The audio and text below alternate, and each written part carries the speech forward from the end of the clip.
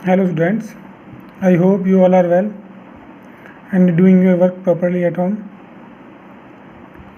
तो जो लास्ट बात करी थी वो हमने different type of unit cells के बारे में पढ़ा था। एंड सेंटर तक हमारा हो गया था। जो हमने नेक्स्ट पढ़ना था वो था हमारा number of atoms in a unit cell, कि एक यूनिट सेल के अंदर कितने एटम्स होते हैं। अब एटम्स होने का मतलब क्या है कि जब हम उसको अरेंजमेंट करते हैं, जैसे हमने यहाँ पे एटम्स को अरेंज कर दिया, तो इन एटम्स का कितना पोर्शन हमारा सेल के अंदर आता है और कितना पोर्शन हमारा इसका बाहर रह जाता है। तो जितना सभी का जो पोर्शन अंदर आता है, उन सभी के पोर्शन को मिला के जो टोटल बनता है उसको बोलते हैं हम number of atoms in a unit cell. तो इसको और अच्छे समझने के लिए हम यहाँ पे देखते हैं, यहाँ पे कि देखो यहाँ पे जब हमने एटम्स को यहाँ पे रखा हुआ है, तो ये सिंपल रिप्रेजेंटेशन करने के लिए हम क्या करते हैं कि ये हमने एटम्स रखे हुए हैं, ये अलग अलग दिखाए जाते हैं, बट एक्चुअली में क्या होता है, they are touched with each other. ये हमारे एक दूसरे के साथ टच्ड होते हैं, ये वाले से टच होता है, इससे टच होता है। अब इसमें जब हम एक सेल बनाते हैं, एक यूनिट सेल जो हम बनाते हैं, तो जो इनके सेंटर्स हैं, इसका सेंटर, इसका सेंटर, इसका सेंटर, तो इनके सेंटर्स को मिलाते हैं और इनके सेंटर को मिलाने के बाद हम उसको चारों तरफ से कट कर देते हैं इस तरीके से। और आपको समझ में आ रहा है, सिंपली हम कैसे रिप्रेजेंट करते हैं, ऐसे रिप्रेजेंट करते हैं ताकि आपको लोकेशन समझ में आ जाए। एक्चुअली में होते कैसे, हमारे सारे टच होते हैं। जब हम इसको प्योर सेल बनाते हैं, ये तो सेल तो होगा नहीं, हमारा यूनिट सेल नहीं होगा, तो उसको क्या करते हैं, हम यहाँ सेंटर से कट करते हैं। इस दोनों के सेंटर से कट करेंगे, इधर सेंटर से कट करेंगे, मतलब इनके सेंटर्स को हम मिला देते हैं। तो कट करने से क्या होता है, बहुत सारा पार्ट हमारा इनका निकल जाता है। जब एक यूनिट सेल बनती है तो कुछ ही पोर्शन हमारा सेल का उस यूनिट सेल की, ये यूनिट सेल बन गई है। अब एक एटम का इसका कितना पोर्शन इसके अंदर आया है, तो वो उसको कहते हैं इसका कंट्रीब्यूशन, कि contribution of that atom in the unit cell. Okay, समझ में आया नहीं आया? तो हम जरा एक बार, ये तो हमारा सिंपल यूनिट सेल हो गई। अब हम बॉडी सेंटर के बारे में बात कर लेते हैं। ये कैसा होता है हमारे पास, ये इस तरीके से होता है, अलग अलग एटम्स रखे होते हैं और बीच में हमारा एक सेंटर में होता है। तो इस बार क्या होता है, ये वाला सेंटर, ये वाला जो एटम है हमारा, ये एटम से टच में नहीं होंगे, लेकिन ये वाला एटम हमारा सभी से टच में होता है। तो जब हम इनके सेंटर्स को मिला के कट करते हैं, तो इस तरीके से हमारा एक यूनिट सेल बन जाता है। तो एक्चुअली में जो यूनिट सेल बनता है, तो हमारा कट करने के बाद कुछ पोर्शन हमारा निकल जाता है। जो कुछ पोर्शन बचता है उसको बोलते हैं, उसका हम कंट्रीब्यूशन।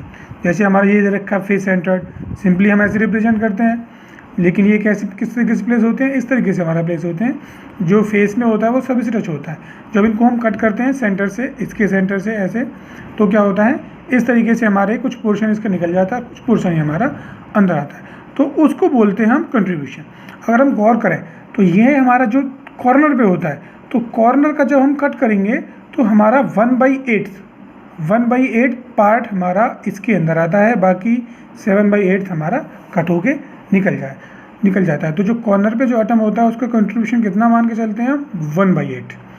ठीक है, समझ में आया नहीं आया, किस तरीके से हम करते हैं, दोबारा समझ लेते हैं। यहाँ से हम जब इसको हम कट करेंगे तो इसका 1/8 हिस्सा हमारा कट जाएगा, मतलब 1/8 कट के हमारा अंदर आएगा और 7/8 हमारा कट के निकल जाएगा। तो कंट्रीब्यूशन जो आता है हमारे कॉर्नर वाले का, वो होता है हमारे पास 1/8।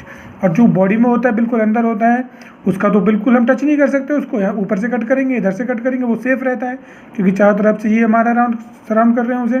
तो क्या होता है, उसका पूरा का पूरा हमारा वो सेल के अंदर आता है, तो उसका कंट्रीब्यूशन 1 होता है, उसका कंट्रीब्यूशन हम 1 मानते हैं। और जो आइटम हमारा फेस पे होता है, फेस पे जब हम कट करते हैं तो वो हाफ हमारा कट के निकल जाता है और हाफ हमारा उसके अंदर रह जाता है। तो जो कंट्रीब्यूशन होता है वो हमारा कितना रहता है, हाफ रहता है। तो याद रखेंगे आप, तो समझ में आ गया होगा। तो अब इसी वैल्यूज़ को हम यूज़ करके निकालेंगे नंबर ऑफ एटम्स। चलो, तो यहाँ पे आ जाते हैं वापस हम। The contribution of 1 atom present at corners in the unit cell is 1/8। कितना होता है हमारे पास, 1/8 होता है। ओके, और जो कंट्रीब्यूशन हमारा जो बॉडी में होता है वो 1 होता है, फेस सेंटर पे होता है वो हमारा हाफ होता है। तो ये हमें याद रखना पड़ेगा। अच्छा, अब हम पता करते हैं कि जो हमारे पास सिंपल यूनिट सेल होती है उसके अंदर टोटल कितना आइटम अंदर रह जाता है, कितना उसका अंदर एटम्स ऑक्यूपाई होते हैं। तो इसमें लिखते हैं, जो सिंपल में होता है उसमें कितने होते हैं हमारे पास, सिंपल यूनिट सेल में 8 तो प्रेजेंट होते हैं हमारे कॉर्नर्स पे, और कहीं एटम्स हमारा प्रेजेंट नहीं होता, तो केवल कितने होते हैं, 8 होते हैं। तो हम जानते हैं कंट्रीब्यूशन का क्या होता है हमारे एक एटम के कॉर्नर पे 1/8 और टोटल 8 एटम हो गए कॉर्नर पे, तो कितना हो गया हमारा 1/8 इंटू में 8 इज इक्वल टू 1 एटम। तो सिंपल यूनिट सेल के अंदर कुल मिला के सभी 8 एटम्स का पोर्शन जब इकट्ठा करेंगे तो कितना निकल के आएगा हमारा 1 एटम। तो नंबर ऑफ एटम्स कितने हो गए हमारे सिंपल यूनिट सेल में, टोटल 1 एटम्स। आई होप समझ में आ गया होगा। आगे अब हम जब बात करते हैं बॉडी सेंटर, अभी मैंने आपको दिखाया था बॉडी सेंटर। बॉडी सेंटर में क्या होता है, एक तो हमारा बॉडी में होता है एक एटम, और 8 से 8 एटम हमारे किस पे होते हैं, कॉर्नर्स पे होते हैं। तो कॉर्नर्स पे जो कंट्रीब्यूशन होता है 1/8 होता है, तो 8 का कितना हो गया 1। अच्छा ना बॉडी पे कितना होता है, पूरा का पूरा हमारे बॉडी के अंदर आता है, तो कितना हो गया 1 हो गया। तो हमारा टोटल नंबर कितना बन गया हमारे पास बॉडी सेंटर क्यूबिक में 1 + 1 टोटल कितना हो गया 2 एटम। एक आया हमारे कॉर्नर की वजह से और एक आया हमारा बॉडी की वजह से। तो हमारा BCC बॉडी सेंटर क्यूबिक में कितना होता है 2 होता है। अच्छा नाउ अब हमारे पास फेस सेंटर। फेस सेंटर में कहाँ कहाँ होते हैं हमारे पास, फेस सेंटर में कहाँ पे होता है, एक हमारे सभी 8 कॉर्नर्स पे होता है एक एटम, और दूसरा कहाँ पे होता है हमारे पास सभी फेस पे 6 फेस होते हैं और 6 ही एटम फेस पे रखे हुए होते हैं। तो वही कंट्रीब्यूशन है हमारे कॉर्नर वाले का 1/8, और 8 का कितना हो गया 1/8 into 8 is equal to 1 atom. अब एक का फेस पे कितना होता है हाफ, क्योंकि हाफ कट के बाहर निकल जाता है और हाफ हमारे अंदर रहता है। तो 6 का कितना हो गया half into 6 is equal to 3 atom. तो 1 आया कॉर्नर की वजह से और 3 आया हमारा फेस सेंटर की वजह से। तो टोटल कितना हो गया FCC में 4 एटम्स हो गया हमारे पास। और रहा हमारे पास एंड सेंटर। एंड सेंटर में क्या होता है हमारे पास, कॉर्नर पे तो होते हैं, साथ के साथ किसी 2 अपोजिट फेस पे होते हैं। तो 2 अपोजिट फेस पे तो 2 एटम हो गए। तो फेस सेंटर पे क्या होता है हमारे पास 1/2, लेकिन 2 पे रखा हुआ है, सभी पे नहीं रखा हुआ है एंड सेंटर में। तो कितना हो गया हमारे पास 1। तो 1 + 1 कितना हो गया हमारे पास 2 एटम। तो हमारा एंड सेंटर में कितना होता है 2 एटम्स होते हैं। तो इसको बोलते हैं हम नंबर ऑफ एटम। समझ में आ गया होगा कि किस तरीके से निकालते हैं हम। बुक की हेल्प लीजिए, बुक में अच्छे से रिप्रेजेंट कर रखा है, 3D रिप्रेजेंटेशन शो कर रखा है उसमें, तो आप उसे अच्छे से समझ सकते हैं। एक बार और देख लेते हैं हम।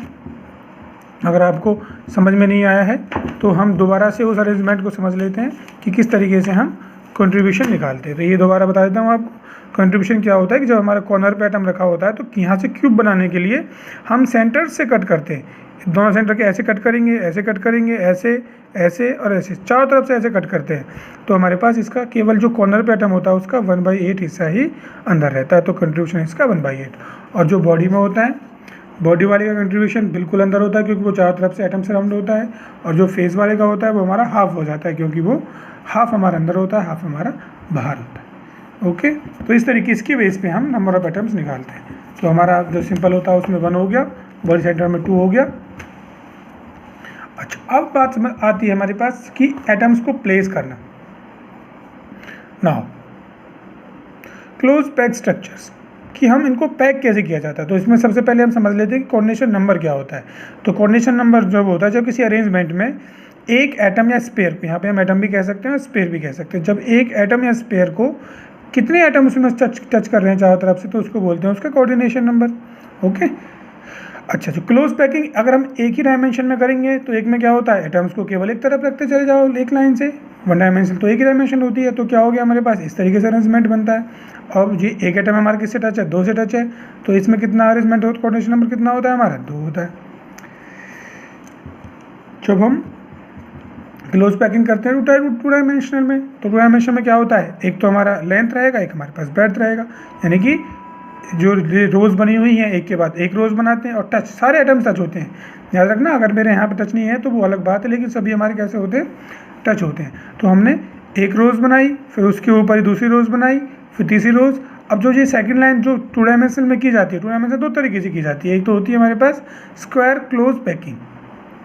स्क्वायर क्लोज पैकिंग में क्या होता है कि जस्ट एक एटम के साइड में बिल्कुल ऐसे लाइन से एटम टू एटम टच करके बिल्कुल जिस लाइन में वो वाली रो रखी हुई है उसी लाइन में हमने सारे एटम्स को रख दिया। अगर इसको हम ए रिप्रेजेंट करते हैं तो इसको भी ए, तो इसको हम कैसे रिप्रेजेंट करते हैं ए रिप्रेजेंटेशन 2 डायमेंशनल में, तो इसको नाम दे देते हैं हम स्क्वायर क्लोज पैकिंग। इस तरीके से जब जो फर्स्ट हमारी रो है सेकेंड रो भी बिल्कुल ऐसे ही प्लेस है जैसे हमारे पास फर्स्ट रो, ऐसे ही थर्ड, ऐसे ही फोर्थ, तो इसको बोलते हैं स्क्वायर क्लोज पैकिंग। अब इसमें जो कोऑर्डिनेशन नंबर होता है वो हमारे पास 4 होता है। जो एक एटम होता है हमारा 1 2 3 4 एटम से टच होता है और उसको कोऑर्डिनेशन नंबर होता है हमारा 4। ये हमारी 2 डायमेंशनल में हो गई। अब एक ऑप्शन और होता है हमारा 2 डायमेंशनल में, वो है hexagonal close packing in 2 dimensional. अगर हम जो ये सेकेंड रो के एटम्स हैं इसको हम इसके बिल्कुल बराबर ना रख के इसके जो बीच में जगह है, डिप्रेशन जो है, जो बीच में जगह बचेगी ना थोड़ी सी इसके बीच में, तो उसके उसमें रखते हैं, तो उसको बोलते हैं हम hexagonal close packing in 2D। कैसे, देखिए इस तरीके से ये हमारे पास एटम्स हैं फर्स्ट रो के, इसको हमने ए रो मान लिया। अब इसके एटम्स को कैसे, तो सेकंड रो हमने कैसे रखी है कि जो इसके बीच में गैप है, जो डिप्रेशन है उसके बीच में हमने रखा है, तो इस तरीके से जो अरेंजमेंट बनता है उसको बोलते हैं हम हेक्सागोनल। अब सेकंड वाला क्या करेगा, फिर वही तरीके से इसके बीच में गैप रखेंगे, तो ऑटोमेटिकली क्या होता है, जो फर्स्ट रो और थर्ड रो के एटम्स क्या होते हैं हमारे मैच हो जाते हैं, तो उसको फिर दोबारा से क्या बोलेंगे हम ए, फिर दोबारा से फोर्थ रो, फिर उसके बीच में आएगी तो उसको बोलेंगे हम बी। तो इस तरीके से क्या बन गया, ए बी। तो इस जो रिप्रेजेंटेशन होता है उसको बोलते हैं A B. 2 dimensional hexagonal close packing को ऐसे रिप्रेजेंट किया जाता है। अब इसमें जो कोऑर्डिनेशन नंबर होता है वो होता है हमारे पास 6। एक स्पेयर 6 स्पेयर से टच होता है इसमें, और इसका कोऑर्डिनेशन नंबर कितना होता है, 6 होता है। इसको और अच्छे समझने के लिए हम बुक की हेल्प लेते हैं। यहाँ पे हम बुक की हेल्प लेते हैं, ये रहा हमारे यहाँ पे, ये हमारे पास 1 डायमेंशनल में हो गया, यहाँ पे हमारे पास 2 डायमेंशनल हो गया, जो हमारा स्क्वायर क्लोज पैकिंग है। बिल्कुल एग्जैक्टली था, एक एटम के ऊपर दूसरा एटम जब हम रखेंगे तो हमारे पास क्या बनेगा, स्क्वायर क्लोज पैकिंग। लेकिन जब हम उसके गैप में रखेंगे, इस वाले को हमने इसे गैप में रख दिया, फिर नेक्स्ट वाले को गैप में रख दिया, फिर उस नेक्स्ट, तो इस तरीके से क्या होता है, जो अरेंजमेंट बनता है वो हमारा बी ए बी या ए बी इस करके हमारे पास अरेंजमेंट बनता है। तो इसमें हमारा एक एटम 4 से टच होता है, कोऑर्डिनेशन नंबर 4 हो गया, ये स्क्वायर प्लेनर हो गई हमारी उसमें, और जो ये होती है हेक्सागोनल, एक हेक्सागोन बनता है सेंटर्स को मिलाने से, और ये हमारा 6 से टच होता है, इसलिए कोऑर्डिनेशन नंबर 6 हो गया। ये हमारा 2 डायमेंशन के केस होता है। 1 डायमेंशन में एक ही ऑप्शन है रो से, और 2 डायमेंशन में हमारे पास 2 ऑप्शन हो गए, एक हमारा ये हो गया स्क्वायर क्लोज पैकिंग, और एक हमारे पास हो गया hexagonal close packing. Now 3 dimensional, अब हमारे पास ऑप्शन आता है 3 डायमेंशनल की। अब हम जो ये लेयर बन गई, एक लेयर के ऊपर दूसरी लेयर चढ़ाएं, अभी हमने रो को प्लेस किया। अब इसके लिए हमारे पास कई सारे तरीके होते हैं। जो पहला तरीका है वो है सिंपल यूनिट सेल बन जाता है। ये कब बनता है, जब हम जो एक हमारे पास जो लेयर हो गई, उस लेयर को बिल्कुल just exactly the second layer atoms two atoms रख देते हैं, तो बन जाता है हमारे पास सिंपल यूनिट सेल। यहाँ पे समझते हैं कि ये हमारे पास फर्स्ट लेयर का एटम्स हो गए। अब exactly atom to above atom, जब हम बिल्कुल ऐसे रख देते हैं एटम के ऊपर एटम, इस तरीके से हम लेयर्स को रखे जाते हैं, तो हमारे पास क्या बनता है, सिंपल यूनिट सेल बनता है।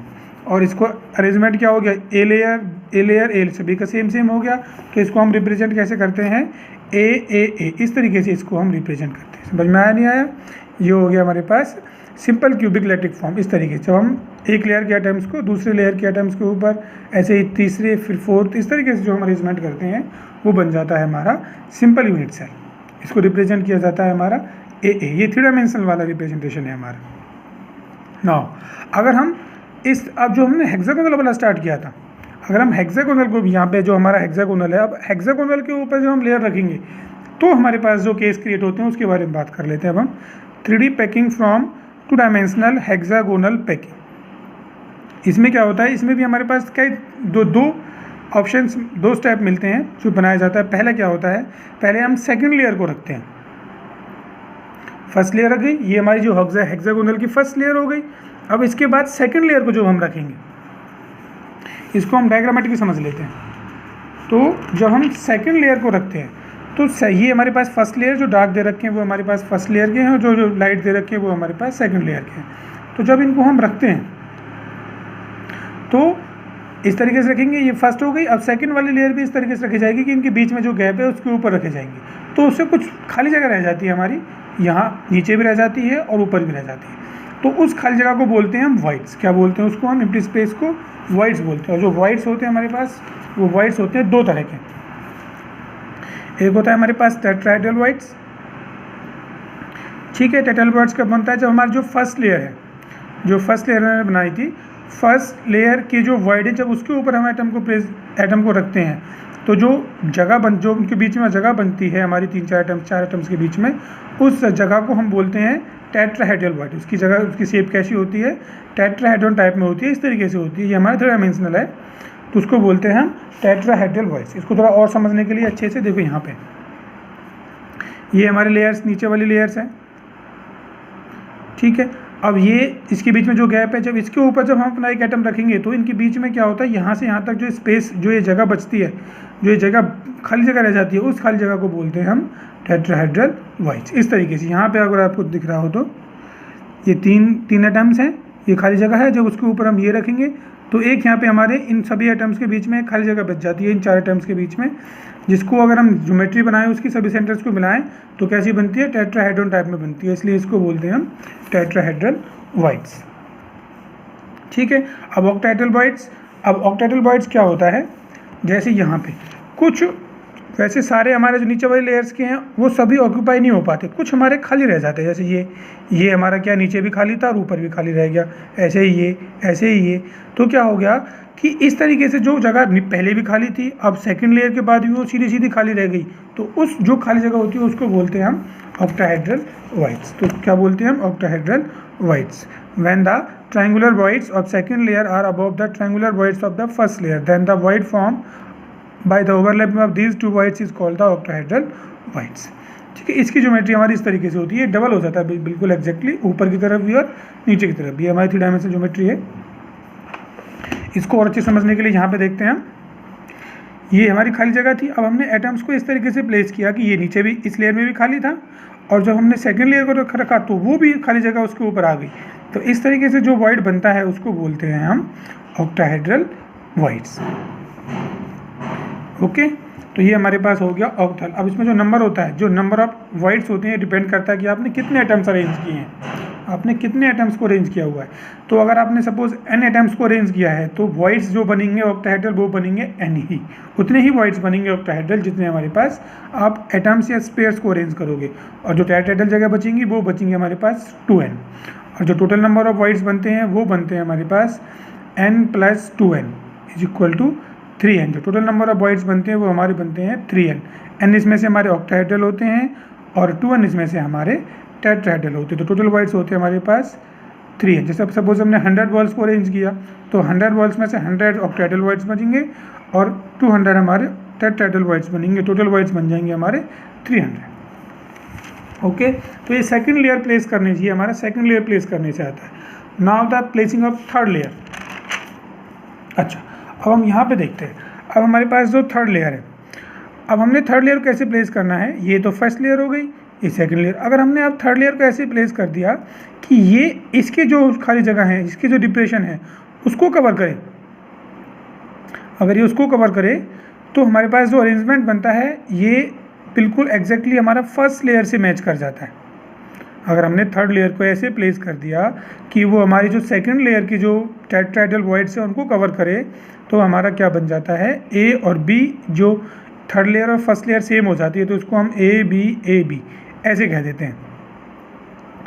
तो इसको जो बोलते हैं, जो ये जो इस तरीके से क्लोज पैकिंग बनती है उसको बोलते हैं हम hexagonal close packing structure, HCP structure बोलते हैं इसको हम। इस तरीके से हमारा ये होता है। कब ये होगा, कब हमारे पास, जब हम जो फर्स्ट जो लेयर है, फर्स्ट लेयर है उसके जो सेकंड लेयर रखी गई, अगर हम सेकंड लेयर की टेट्राहेड्रल सभी वाइड्स को कवर करते हुए थर्ड लेयर रखेंगे तो वो थर्ड लेयर हमारी एग्जैक्टली मैच होगी फर्स्ट लेयर से, और जो अरेंजमेंट बन ऐसे रिपीट कर जाएंगे, जो अरेंजमेंट बनेगा उसको बोलेंगे हम हेक्सागोनल पैकिंग, ठीक है। इस तरीके से यहाँ पे बात कर लेते हैं हम। अगर हम इस तरीके से प्लेस करेंगे कि जो कवरिंग है वो हमारी सेकंड लेयर की वो उसको कवर करे, तो जो अरेंजमेंट बनेगा, इसमें बहुत अच्छे से दिखा रखा है, तो ये बनेगा हमारा hexagonal close packing. Coordination number 12 होता है इसमें, एक एटम 12 एटम से टच होता है, और जो इसका जो नंबर ऑफ एटम्स होते हैं वो हमारे 6 एटम्स होते हैं। समझ में आया? दोबारा बता देता हूँ आपको इसमें कि हेक्सागोनल क्लोज पैकिंग में हम कब रखेंगे, अगर हमने थर्ड लेयर को इस तरीके से प्लेस किया है कि वो सेकंड लेयर के टेट्राहेड्रल वाइड्स को कवर कर रही है, तो हमारा वो ऑटोमेटिकली ए से मैच हो जाती है, और इस अरेंजमेंट को ए बी, फिर ऐसे ही जो थर्ड के जो टेट्राहेड्रल वाइड्स होते हैं उनको जब हम कवर करेंगे तो फिर वो बनेगी, तो वो मैच करती है सेकंड लेयर से। तो ए बी ये हमारा 3 डायमेंशनल में होता है hexagonal close packing, A B से रिप्रेजेंट किया जाता है। अच्छा, अब इसमें जो सेकंड जो तरीका है, अगर हम ऐसे रखें कि जो कवरिंग है ऑक्टाहेड्रल, वो जो सेकंड लेयर जो है, सेकंड लेयर के अगर ऑक्टाहेड्रल को कवर करे तो इस तरीके से क्या होता है, ये रहा हमारे पास, जैसे ये फर्स्ट लेयर है, ये फर्स्ट लेयर हो गई, फर्स्ट लेयर में जो सेकंड लेयर रखी गई है, अगर हम सेकंड तो थर्ड लेयर रखेंगे, थर्ड लेयर इस तरीके से रखें कि वो हमारी जो नीचे वाली लेयर है सेकंड लेयर के ऑक्टाहेड्रल वॉइड्स को कवर करे, तो ये हमारी किसी से भी मैच नहीं करती, ये अपनी अलग ही पैटर्न बनाती है जिसको बोलते हैं हम सी। फिर जब इसके ऑक्टाहेड्रल कवर करते हैं तो हमारे पास ये हमारी फर्स्ट से मैच कर जाती है, इसलिए इसको बोलते हैं ए बी सी अरेंजमेंट। और ये होता है हमारा क्यूबिक क्लोज पैकिंग। ये कब बनता है? जब हम सेकंड लेयर के ऑक्टाहेड्रल वॉइड्स को कवर करते हैं। ये आपको इमेज से समझना पड़ेगा, ठीक है। ये हमारा इस तरीके से होता है, इसको बोलते हैं हम फेस सेंटर या क्यूबिक क्लोज पैकिंग, ठीक है। ए बी सी इस तरीके से हमारे पास अरेंजमेंट होता है ये, और इसको ये हमारा क्यूबिक क्लोज पैकिंग होता है। ये मैंने पहले भी बनवाया हुआ था। इसको CCP कहते हैं। इसका जो कोऑर्डिनेशन नंबर होता है वो भी 12 होता है, और जो नंबर ऑफ एटम्स होते हैं पर यूनिट सेल वो हमारे 4 होते हैं। दोबारा समझ लेते हैं किस तरीके से हमारे पास ये तो हमारा जो टेट्राहेड्रल वॉइड्स और ऑक्टाहेड्रल वॉइड्स थे, जब हम सेकंड लेयर को प्लेस करते हैं फर्स्ट लेयर के ऊपर 3 डायमेंशनली, तो 2 तरीके के वो खाली जगह बच जाती हैं। एक को बोलते हैं टेट्राहेड्रल और एक को बोलते हैं ऑक्टाहेड्रल, ठीक है। फर्स्ट लेयर की जो एम्प्टी स्पेस के ऊपर जब हम एटम रख देते हैं तो बन जाता है हमारा टेट्राहेड्रल। अगर हमारा फर्स्ट लेयर की जो एम्प्टी स्पेस है उसके ऊपर सेकंड लेयर का भी एटम ना है, बाई चांस खाली, जैसे यहाँ पे खाली जगह रह गई है, ये O से जो रिप्रेजेंट हो रही है, तो इनको बोलते हैं हम ऑक्टाहेड्रल वॉइड्स। और अगर हमारे पास जो थर्ड लेयर जो रखी जाती है, अगर थर्ड लेयर टेट्राहेड्रल वॉइड्स को कवर कर रही है सेकंड लेयर की, तो वो हमारी क्या करती है? फर्स्ट वाले से मैच हो जाती है, ए बी इस तरीके से हो जाता है, और इसको बोलते हैं हम हेक्सागोनल क्लोज पैकिंग, HCP। उसको रिप्रेजेंट करते हैं ए बी से। और अगर वो हमारी ऑक्टाहेड्रल को वॉइड्स को कवर करती है तो वो हमारी किसी से मैच नहीं होती, वो अलग बन जाती है C, तो इसको रिप्रेजेंट करते हैं ABC। इसको बोलते हैं हम क्यूबिक क्लोज पैकिंग या फेस सेंटर्ड क्यूबिक। तो ये हमारी अरेंजमेंट हो गई। तो 2 तरह की हम अगर हम 3 डायमेंशनली देखें तो 2 तरह की पॉसिबल अरेंजमेंट, एक हमारी HCP और एक हमारी CCP या FCC। तो ये हमारा होता है arrangement of the atoms in 3 dimensional and 2 dimensional. तो ये हमारा एटम्स नंबर ऑफ वॉइड्स भी इसमें हमने पढ़ा, और हमने इसमें 2 अरेंजमेंट पढ़े, जो हमारा HCP होता है और CCP होता है। इसको अगर आप बुक से देखोगे अच्छे से तो समझ में आ जाएगा, ओके। अब इसको अच्छे समझना कि क्या हमारा ऑक्टाहेड्रल वॉइड होता है, क्या हमारा टेट्राहेड्रल वॉइड होता है। इन पिक्चर्स को बार बार देख के इसकी हेल्प से समझना है, और उसके बाद फिर नेक्स्ट टॉपिक में हम जाएंगे कि कितने हमारे नंबर ऑफ एटम्स होते हैं पर यूनिट नंबर एटम्स में, कितने ऑक्टाहेड्रल होते हैं, कितने हमारे टेट्राहेड्रल होते हैं। तो ये सब समझने के बाद फिर हम अगले टॉपिक पर चलेंगे अपने, ओके। Thank you.